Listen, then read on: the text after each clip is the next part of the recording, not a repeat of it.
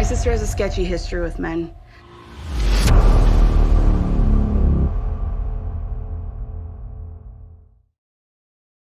Wow, I'm amazed. Before I let you with the question from Jhon, I'm amazed because I we really love if I can have you. I don't know if he hardly told you about all the marvelous things that we'd say about your work in this movie. I don't know. Oh, good. Oh, good. I'm so excited to talk to you guys. John le decía que obviamente que no sé si Harley y esto le comentó todo lo bueno que dijimos del papel de Jennifer Can Have You, que nos gustó, pero bueno, te dejo contigo, mi amigo. Bueno, gracias. Yes. Dale.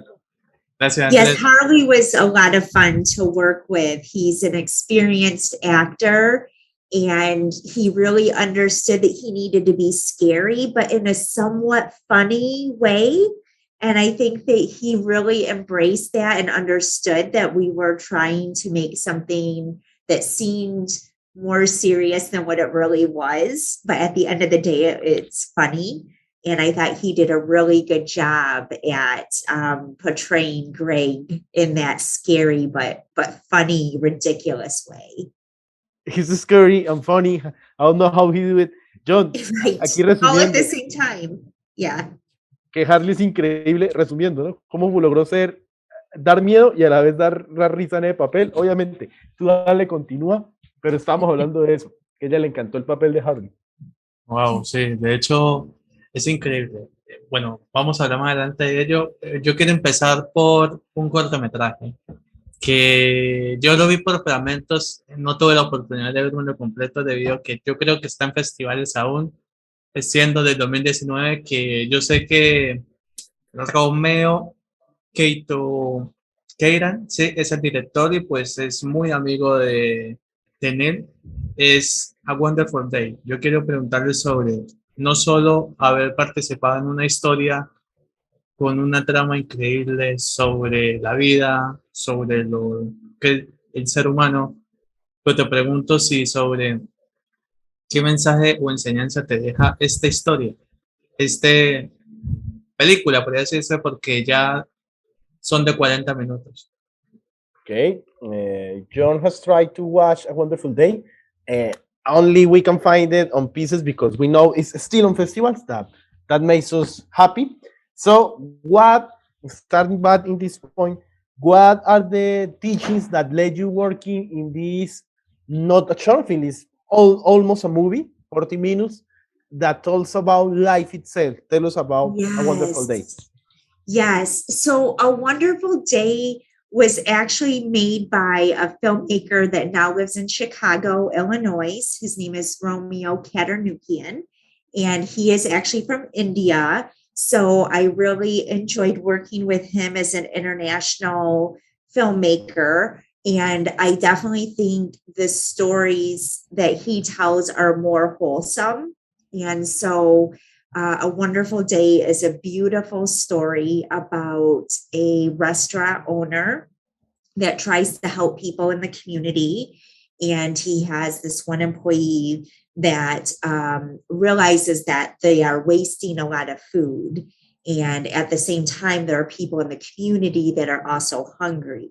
And so essentially they figure it out and they box up leftovers that people don't want, and they label them and they deliver the food. And it's just a really wholesome, feel-good story. And so I was very fortunate to be the restaurant owner's wife in that movie. And I feel like I wasn't the nicest wife. I wasn't very supportive because he always had to go to work. And so I was like, why won't you eat with me?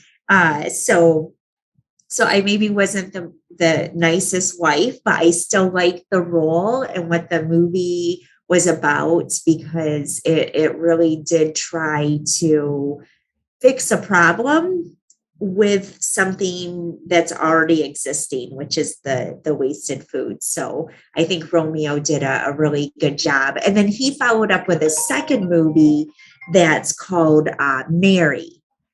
So he filmed that movie in in July of 2020. So it is based on the pandemic. So it's a nurse that is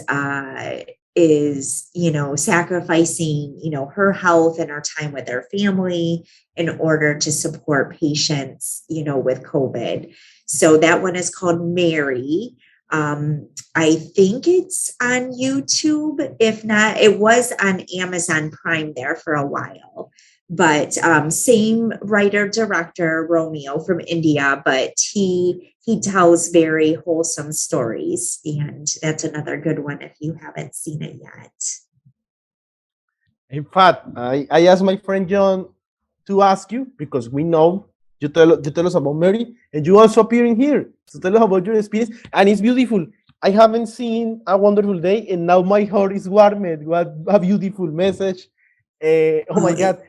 And tell us, and I really like this guy. I don't know him, but I really like that he got a good heart. And this movie, kudos because it's now a big movie.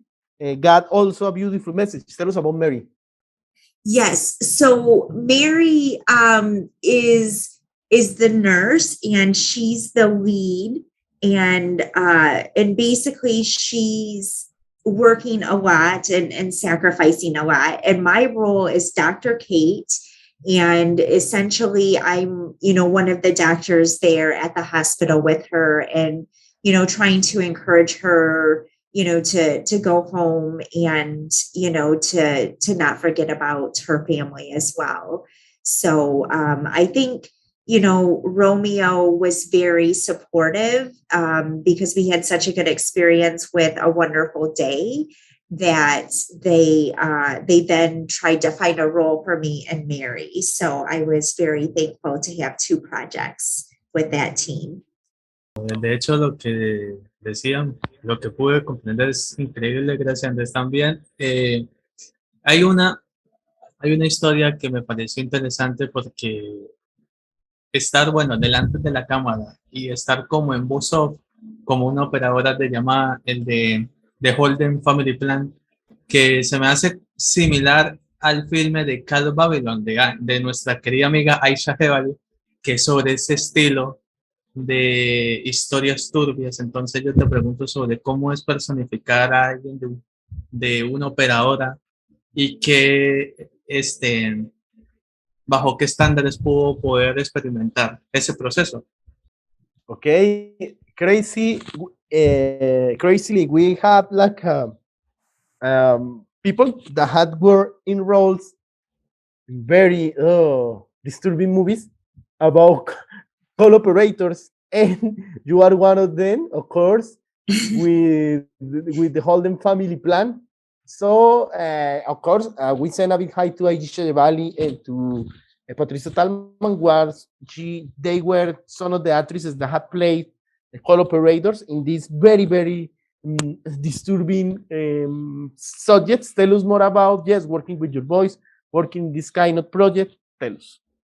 Yes. So I would say the reason why I'm into the thriller movies or the more scary movies is because that's where my fellow friends and filmmakers are working and where they enjoy telling stories. So I do agree. I think that a lot of the movies that I've been working with are a little bit more dark. Even the movie that I'm going to be working on next is a thriller as well. But I think the reason why a lot of independent filmmakers go that route is because you can get more or higher production value for the money. And so it's, easier to get that thrill factor, that scare factor. I personally would like to migrate over to more, positive and optimistic stories like what Romeo has been doing. But I think it's going to be a matter of me finding that story and writing it myself. So I'm able to outline stories and work with a writer, but I haven't written anything for myself yet. So I think when I'm ready to do that, that's when I'll be able to have, the story that I want to tell, and it can be as positive and as lighthearted as I want it to be. But we know that you will do it amazing because, in fact, like we say, with Brian and with Harley, we will talking about your range, an amazing actoral range. But I know that Jhon got more questions, so we will be talking. Okay. Yo estaba observando que ella realizó una aparición y la historia es totalmente buena porque es sobre los adolescentes, no como es el día a día, sino la manera en cómo ellos perciben sus cambios. Y para ella ser parte como no solo siendo como de la familia, siendo como algo materna. Entonces yo te quiero preguntar sobre cómo fue el mensaje en Autolysis, si no estoy mal, Autolysis. How do you perceive the message? Of course, we know that Autolysis deals with the youngers, with mothers dealing with their sons. So how do you perceive the message of Autolysis?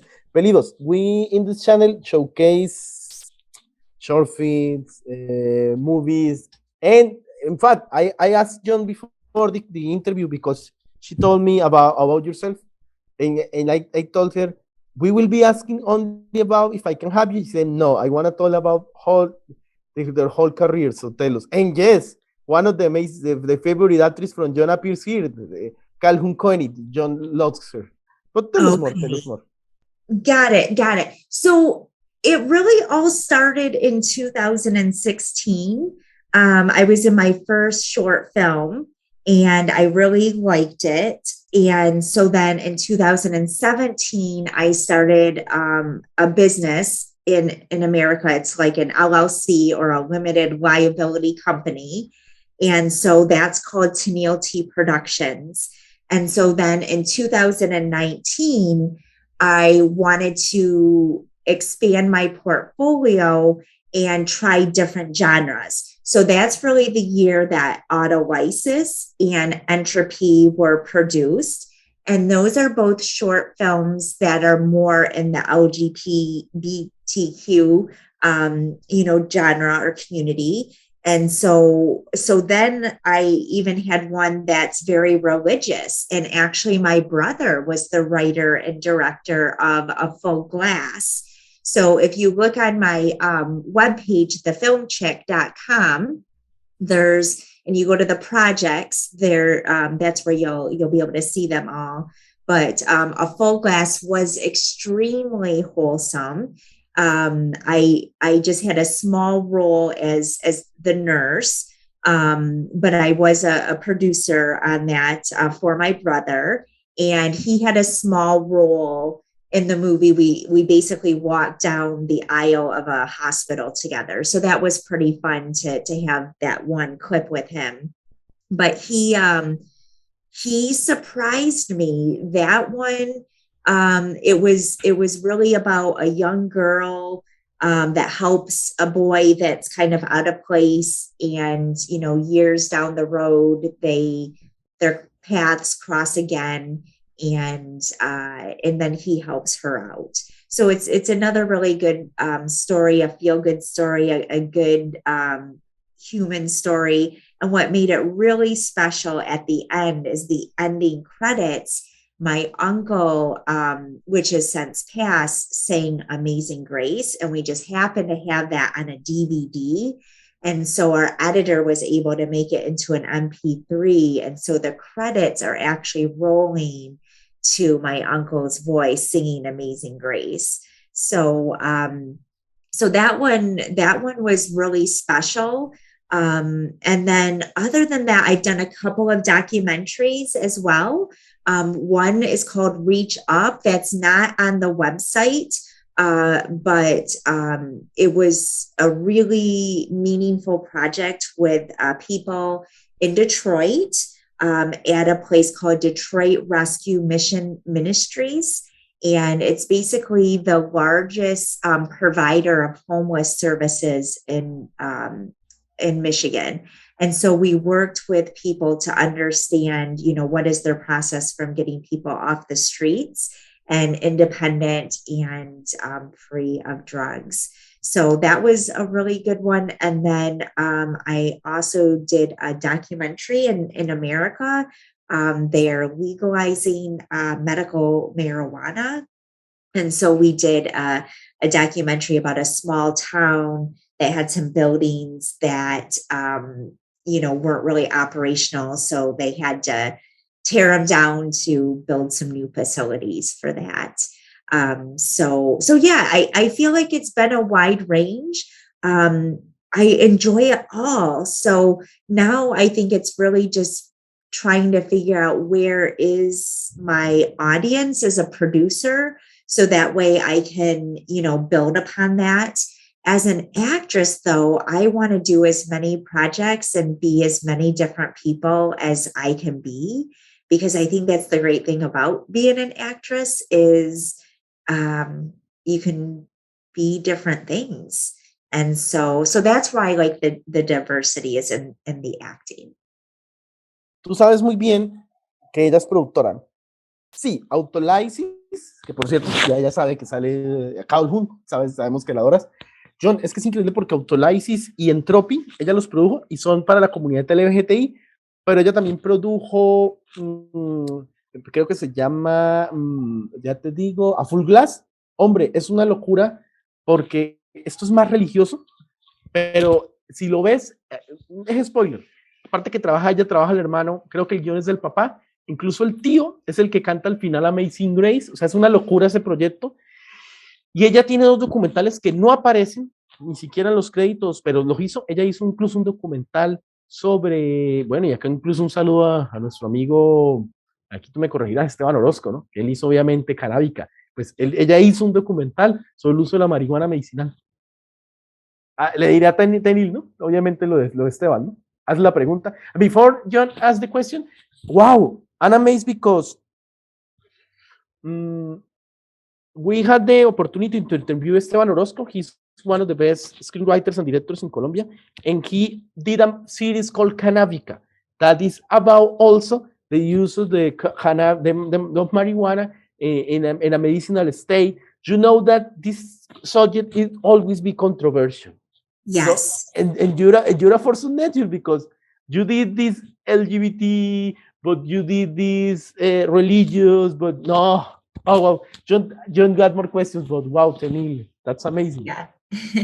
Antes de mencionar la película que le vamos a preguntar, obviamente ya sabemos, le vamos a preguntar sobre I Nothing Chance, que es sobre esa temática que estábamos hablando, porque ella comparte pantalla con Rico White, que es el de Lily's Moon. Entonces yo le pregunto a ella sobre cómo abordar esos roles que son bastante fuertes respecto a lo que son de las adicciones. ¿Qué opinión tienes respecto sobre cómo es la evolución de los personajes más en que hizo parte de aquella historia? And there is the other spectrum. In the short film, If Nothing Changed, this movie deals with addictions. So yes, how do you feel in this project that deals with the other side of the coin? We know that medicinal marijuana has nothing to do with addictions, but sometimes society tends, and it's great that you touch all the subjects. So tell us about this short film. Well, ironically, my next project is the thriller, and it is about the curse of addiction.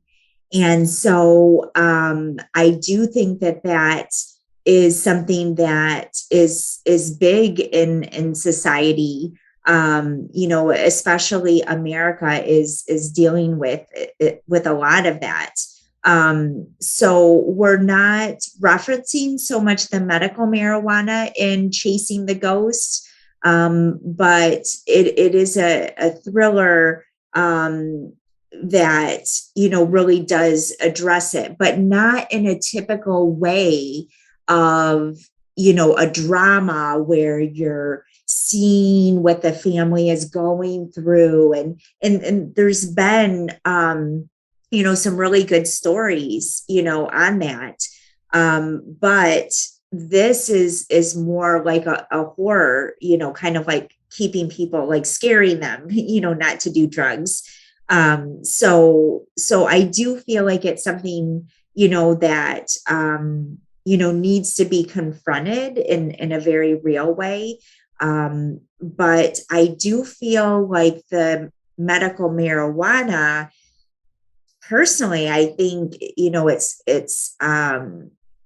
it heals a lot of people. So I think there's, good and bad in almost everything. It just depends on, keeping it balanced. So, but it was very interesting in the documentary. If you get a chance to watch it, the town hall meeting, in this very small community, you have everybody voicing their opinion. And it's the things that you would expect people to say. And so I feel like it really was like life imitating art. And so it was a good project to be a part of. For the most part, they're just doing like the processing. They're not doing like the sales of the medical marijuana. So that was the biggest thing. The community wanted to make sure it wasn't going to be for sale. So it got voted in and it did get approved. Spoiler alert. It's okay. People won't know. No, John, ahí di un spoiler grande, ¿no? Yeah. Fue aprobado. Pero bueno, no te preocupes, yo eso te Wow. cuento. Bueno, ahora sí, vamos a hablar sobre este filme increíble. Yo quiero felicitarte porque qué actuación tan bárbara. Lo dijo Brian, lo dijo Harry. Ella es increíble respecto a toda la película, me la pasé, fue en serio, en serio, en serio. Yo quiero preguntarle sobre cómo fue el poder como total, pasar todas las fases y llegar al punto Dios ahí del iceberg de ella con Diane. Yes. How do you, in the whole movie, we were like, what? Every time, like, what? Because everything changes. It's so unexpected. You can predict the ending with the beginning, and amazing beginning, by the way. And yes, how do you prepare this character to become at the end like the goddess of destruction? Tell us. Yeah, it was difficult. But I think it really worked because our production schedule, most of us had day jobs, so we would film on the weekends. So I really just focused on the character for that weekend. And so I was able, to adjust because, at the end of the day, it's very self-aware, it's a movie within a movie. So it's like we know what's going on in the back of our minds. So you did have to act in a way that you knew what was going on, but you were keeping it from the audience. So it was a little tricky because it was almost like you were playing two angles as you were acting. For the last act, when we were up at the cabin and Diane, takes action, we'll just say, I did struggle with that a little bit. Like I noticed because we were up north in Michigan. So we were like, probably like 3 hours away. Sorry. This is how we do things in Michigan. This is our map. But essentially everybody, was celebrating. It was the last weekend. They were out by the campfire. But I was struggling. I knew I was going to be dying. And so I was a little sad. But I think that was okay that I kind of withdrew myself. So that way I was then, more prepared for making those dramatic endings. So I was actually Angel, the mother of the daughter that is lost. So yeah, basically Amber was the daughter that is lost, and I played the mother.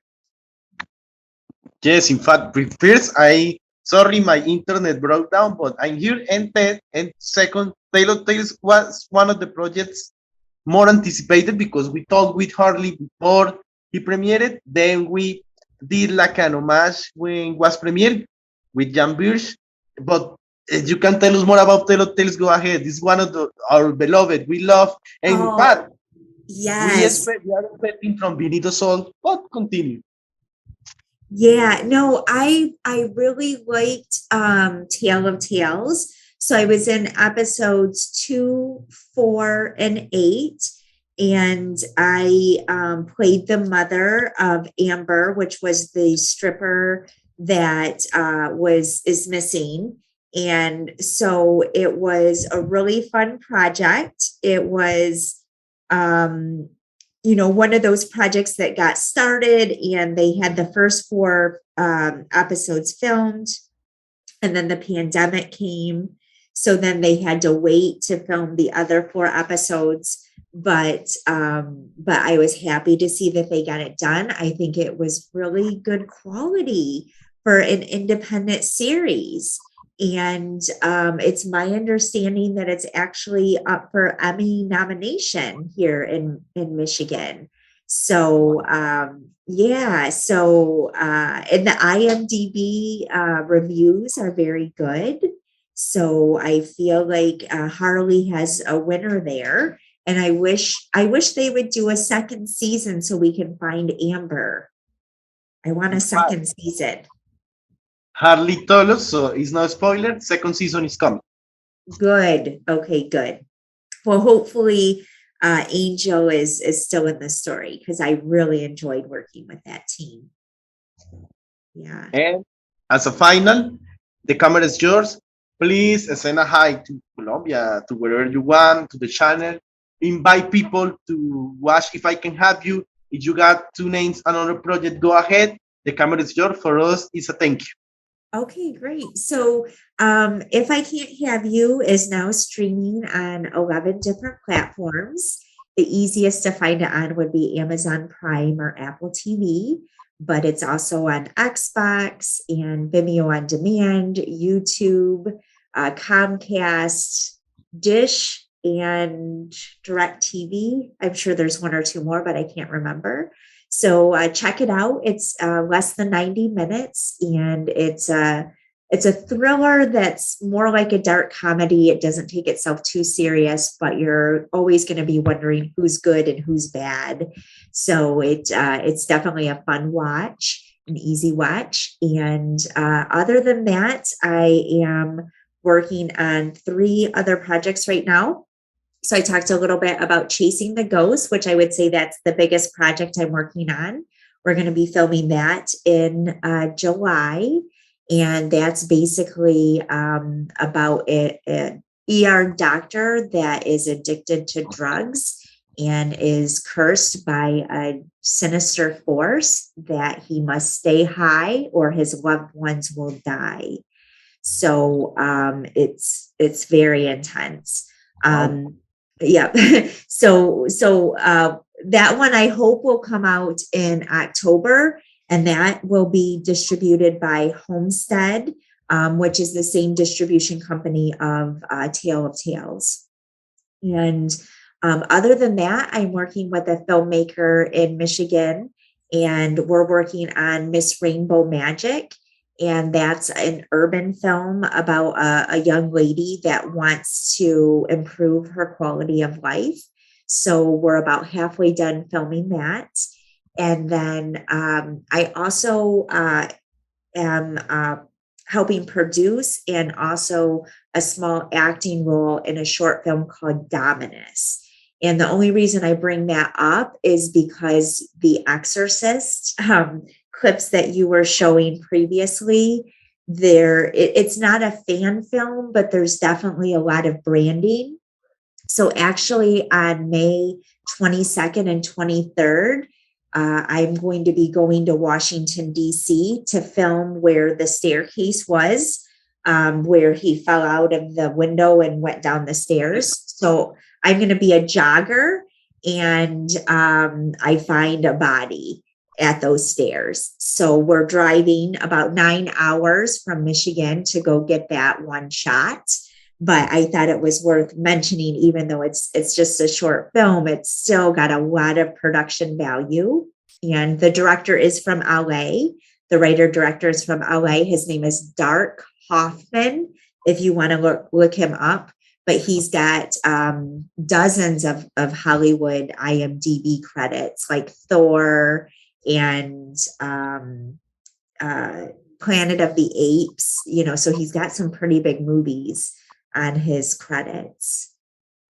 Wow, it's amazing what you tell us, because we got on the channel the amazing thing Silano.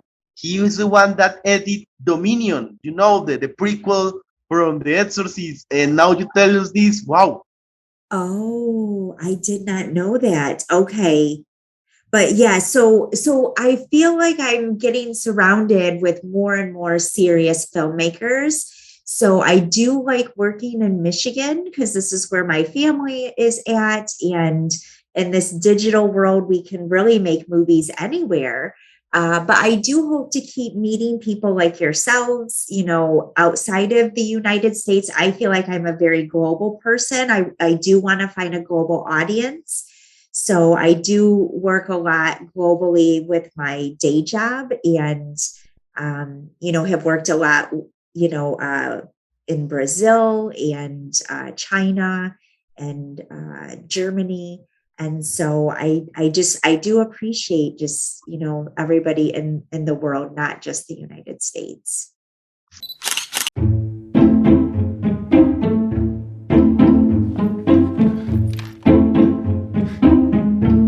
You're Naked Neche? Have you ever considered that you criticize my profession? I was kidding, you're psycho! I've come to find that people that resist my help tend to need it the most. I leave for 10 minutes and there's a boy in your room. I'm 40 years old, Barb. You're right. Prisoner 08152013. Your parole officer said you were coming in.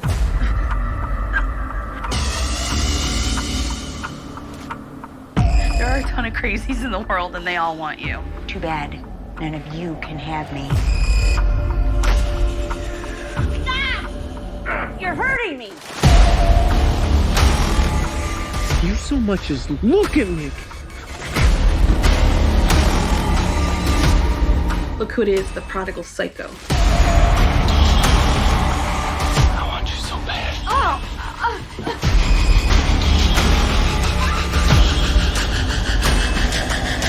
If I can't have you. No one can. I was just trying to keep you safe.